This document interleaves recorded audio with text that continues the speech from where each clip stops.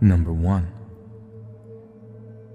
I was an exchange student from Malaysia and was placed in Missouri in 2006. They were a family of 4, son and daughter, and they lived somewhere around Webster Groves. They looked nice, warm, and welcoming, but it was all a facade, for they were trying to gain my trust. Coming from a country where all neighbors are practicing a million different religions would kind of desensitize you or make you very aware. I was the latter. The first week was fine, but sometimes I would wake up a little early and find them gathered in the kitchen in a circle, around the kitchen table, mumbling and whispering. They'd stop as soon as I entered. It was very disconcerting, but I brushed it off thinking it was an American quirk. During the second and third week, it became worse.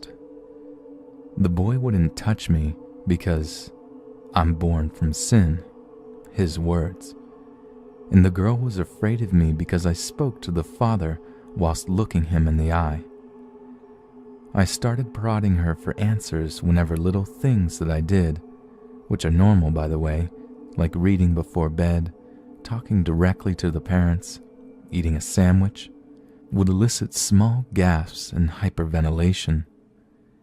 She told me that I have residues of the wicked and that I'm going to hell.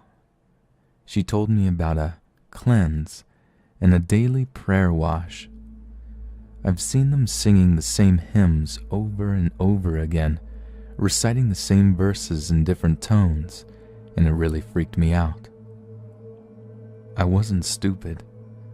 I realized I was in a cult when they took me to church. I was made to sit in the front, and the pastor was conducting the service specifically for me. I realized it when I looked around and saw that everyone was looking at me. I felt like I was in a horror movie. Wide-eyed, silent stares. Men and women were separated. People wore different colored ribbons on their wrists, and the children looked haunted or just plain frightened. Nobody spoke to me or even came close to me. The men never looked me in the eye, and the women whispered and shunned me.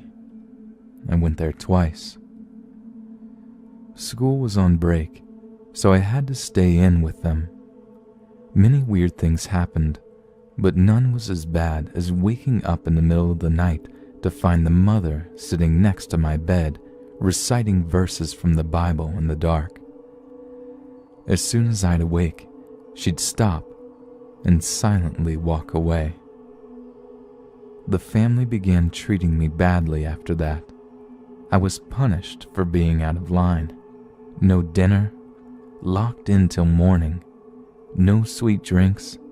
I had to cover up with long sleeve tops, long pants or skirt, etc. I think I only lasted because I was curious. They probably thought since I'm from Southeast Asia, I must be quite gullible and naive. They tried brainwashing me about how sinful I was, how lost I was, how the world is going to end and I'll be dragged into hell unless I accept their teachings. I was there for a month before our chapter coordinator came by for a visit. I told her everything, outside the house naturally, and I left with her immediately. We came back with a group of people from the exchange organizations about an hour later and found them in the midst of burning the things of the sinful non-believer. Thankfully, my passport and other relevant documents were untouched. I never found out what kind of cult they were.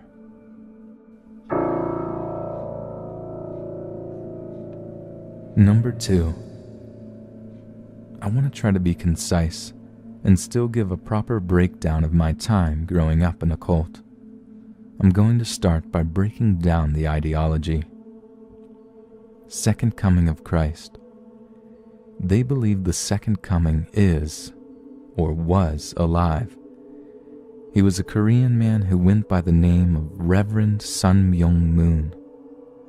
He was given the mission by Jesus in a vision when he was 16 years old on a mountaintop, and it is his purpose to create an example of the ideal family so all may shape their families in its likeness and create an ideal world.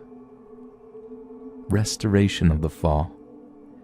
Jesus forgives your sins, but what about restoring humanity to what it was before the fall by paying spiritual indemnities and cleansing humanity of those sins in the first place?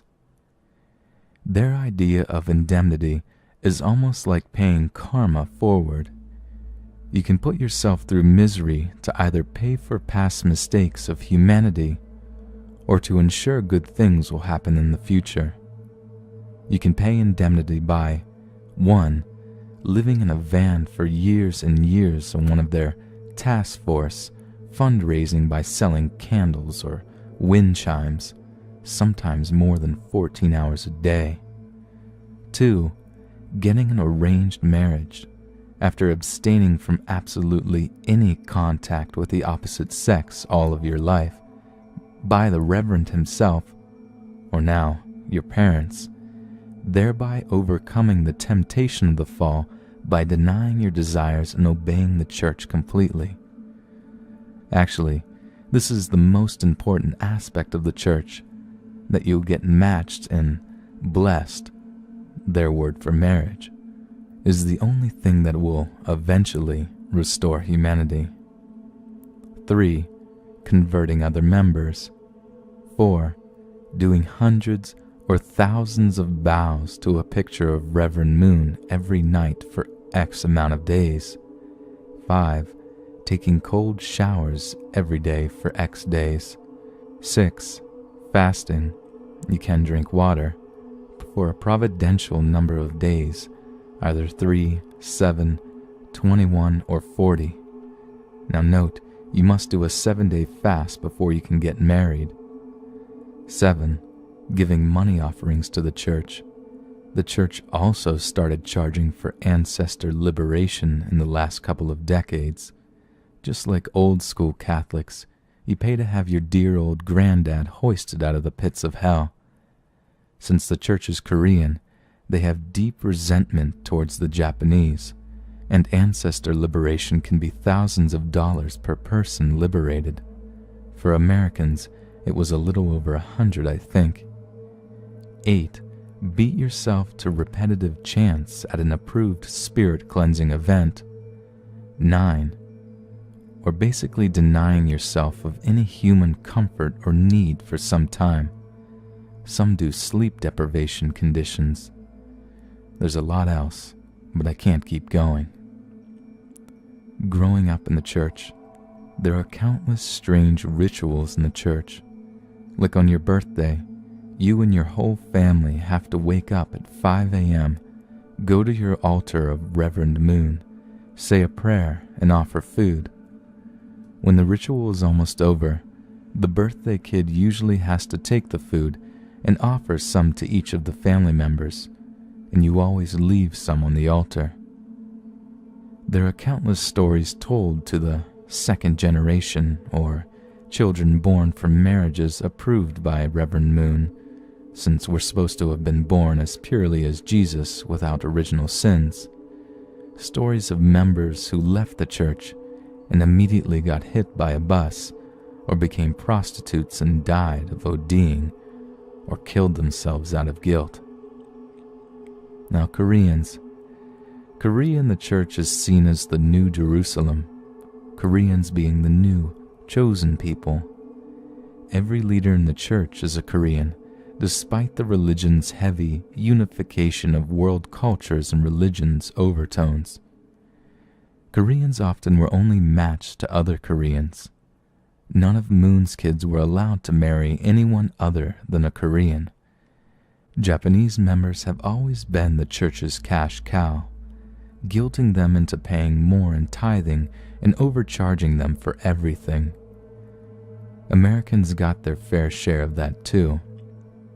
The church often comes up with a new ceremony, like a holy wine ceremony, where drinking this new blessed wine, usually juice, will heal you of all your sins that of course you have to pay to get into.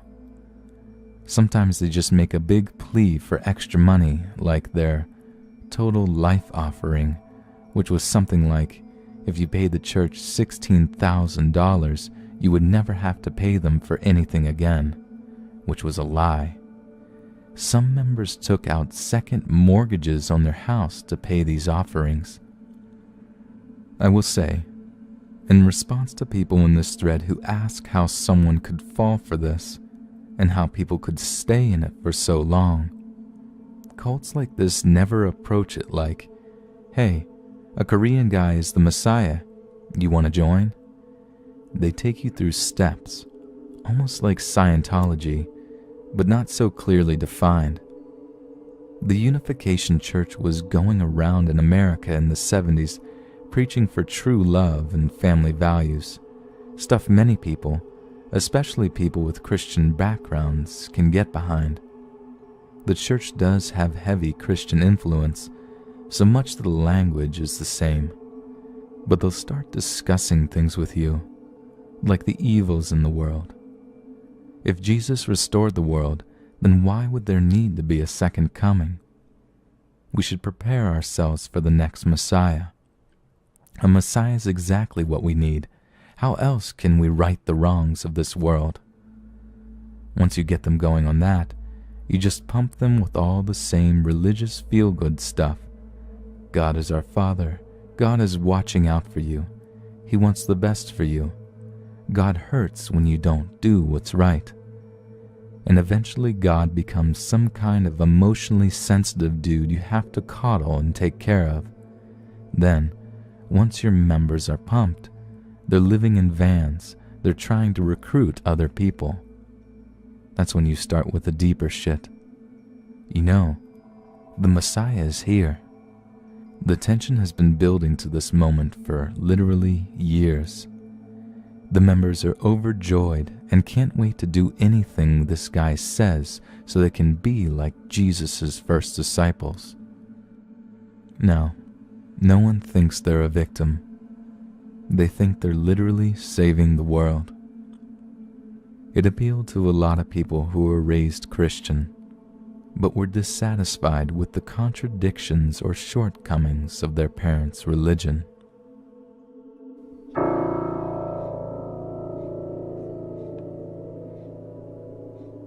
Number 3.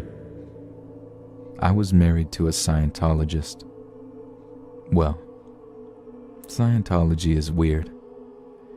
It's all-consuming, as most cults are. My ex-husband only knew and associated with people in Scientology. However, all his friends were actually very, very nice and really cool to me. I made a lot of friends through him. I never felt outwardly pressured to join Scientology, but the insidiousness was absolutely there, and I'll get to that. Ex-husband was raised in it. You could say he was a second-generation Scientologist. His parents joined back in the L.R. Ron Hubbard days, and they were in it. They both worked for the church as auditors. They were dirt poor. All of their money went to the church. Hundreds of thousands of dollars. They were so deep in debt, they had no health insurance and no money for anything except rent for their tiny, run-down apartment. That part made me the saddest. They were nice people. Now, I married him back when I was younger, more idealistic and willing to overlook major differences. I was a bit lost myself and really just looking to connect with anyone. I was always atheist and actually really against organized religion, but he always assured me that Scientology was not something he was active in and that it wouldn't be a problem. He wasn't taking any courses at the time we dated and were engaged, so I believed him that Scientology was more like his parents' thing than his. After we got engaged, he started telling me how a friend of his needs some help. She was training to become an auditor, the e-meter thing you hear about, and needed someone to practice on. I declined. He kept asking and insisted that it's just for her practice. It doesn't mean I'm doing Scientology, and that it would mean a lot to him. So I did. And what a silly experience. Honestly, it's just ridiculous. You sit in a room with the auditor, hold these cans. Let me tell you, the rigmarole they use to get the cans set right so they pick up your wavelengths, or whatever they call it, is laughable. Lotion on the hands, squeeze the cans. That didn't work? Go for a walk, drink some water. Lotion again, squeeze the stupid cans. All this over and over until something on the auditor's end says it's all working now, and then you're good to go. I lied through the whole thing. They acted like I made some amazing breakthroughs. I got a floating needle, and then that was it. However, I was then called over and over and over to come back. What the hell? I thought this was a one-time thing to help this chick out. Nope, they were all over me. They wanted 3-hour sessions, days in a row, on weekdays. No wonder Scientologists are all poor as shit. They want you in constantly during work days. I became so disagreeable to them that they actually gave up calling me to get me in. I guess they figured me being married to one of them is enough to eventually get me. The Scientologists on the lower portion of the bridge tend to know nothing about the Xenu stuff. I asked them, and they acted like they'd never heard of it. I guess you don't get to read that tech till way later, a few 100,000 deep. The overriding insidiousness I saw was the learned ability to scam people. I witnessed a Scientologist's own business get taken down by the feds for frauding their clients. Now, the reason I divorced him was because he stole a large sum of money from my account that was not to be touched. It just vanished, and he had nothing to say for it. He opened 2 credit cards in my name and maxed them out. He put me into financial ruin. It was a disaster.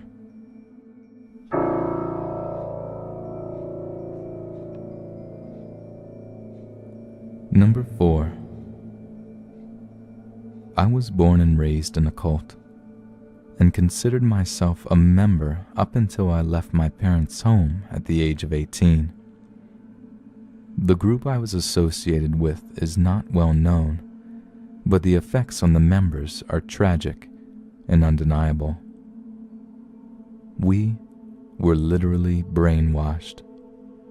We had weekly services with a set program: 3 hymns, prayer, sermonette, hymn, announcements, main message, hymn, prayer.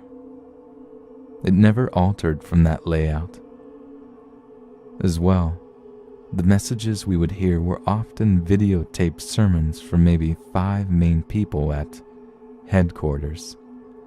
The topics were extremely narrow: prophecy, the end is coming, self-improvement, all of you suck and you should hate yourselves, setting ourselves apart, don't talk to worldly people, they will taint you.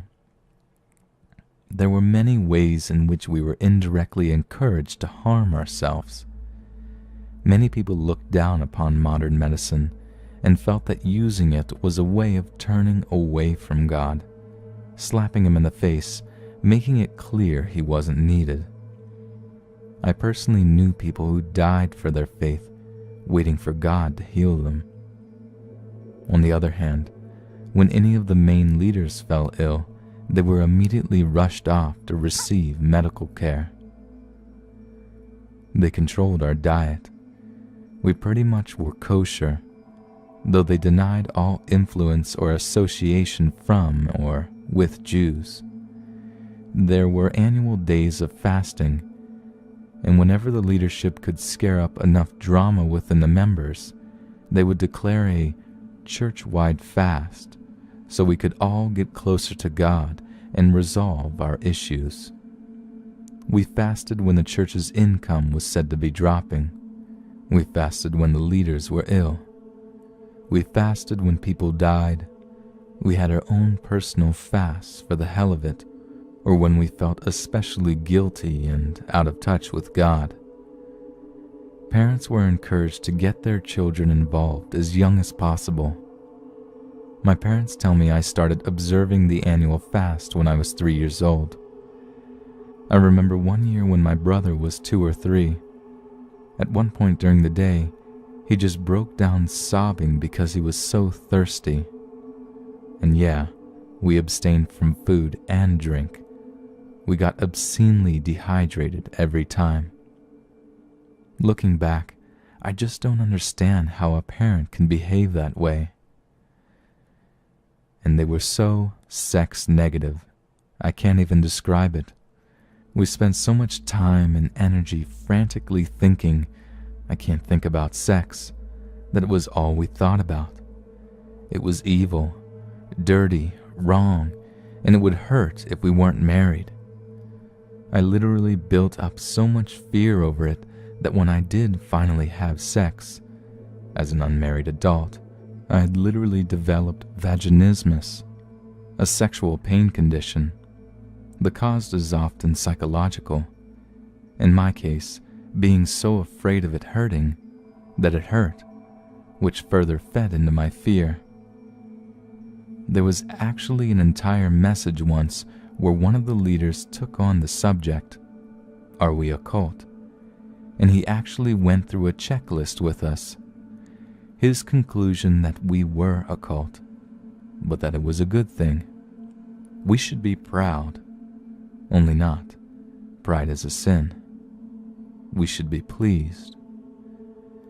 You had to be baptized before a minister would marry you.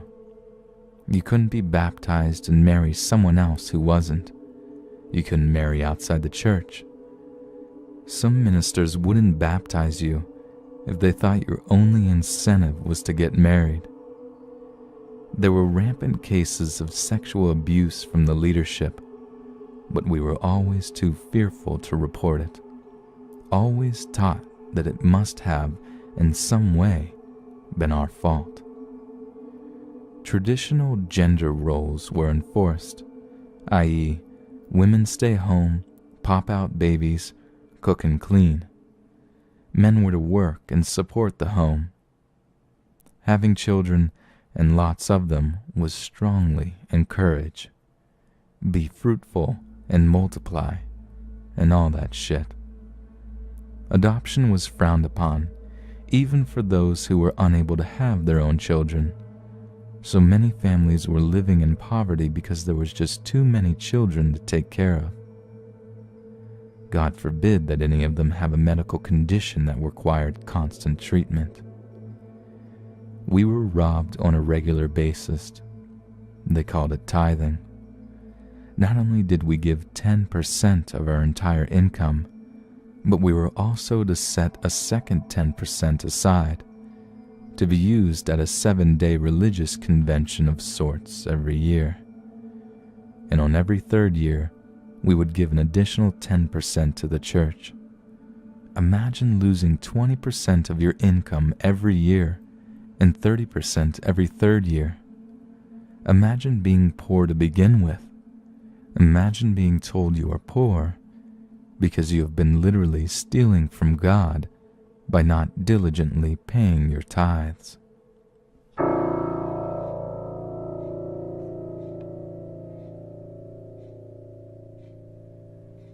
Hey guys, thanks for watching. As you can tell from these stories, the reality of cults are very real and very scary. But you know which cult is actually pretty fun? Mine, here at Let's Read.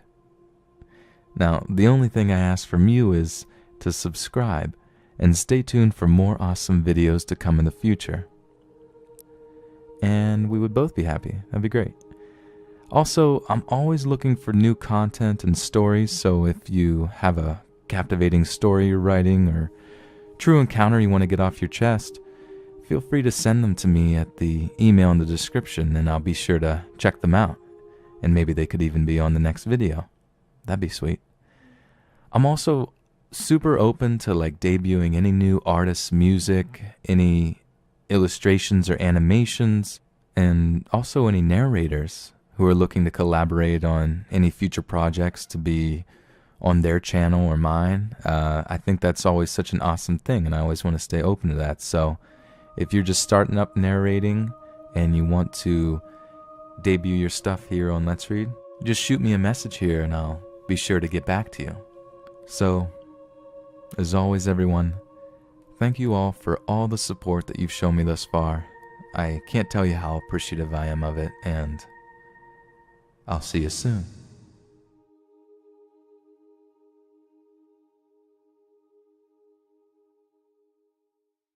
Which are normal, by the way, like reading before bed, talking directly to the parents, eating a sandwich, would elicit small gasps and hyperventilation. She told me that I have residues of the wicked and that I'm going to hell. She told me about a cleanse and a daily prayer wash. I've seen them singing the same hymns over and over again, reciting the same verses in different tones, and it really freaked me. They'd stop as soon as I entered. It was very disconcerting, but I brushed it off thinking it was an American quirk. During the second and third week, it became worse. The boy wouldn't touch me because I'm born from sin, his words, and the girl was afraid of me because I spoke to the father whilst looking him in the eye. I started prodding her for answers whenever little things that I did me out. I wasn't stupid. I realized I was in a cult when they took me to church. I was made to sit in the front, and the pastor was conducting the service specifically for me. I realized it when I looked around and saw that everyone was looking at me. I felt like I was in a horror movie.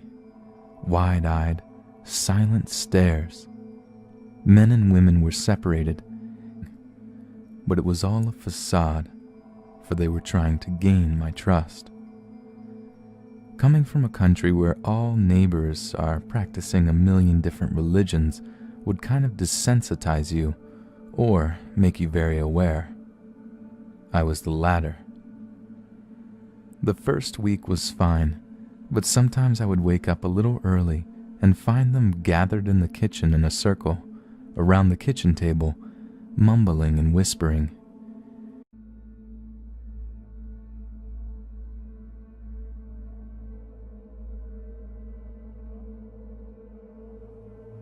Number 1.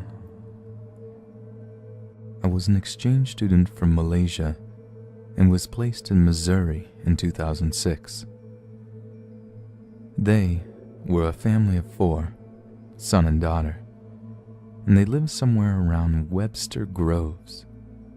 They looked nice, warm, and welcoming.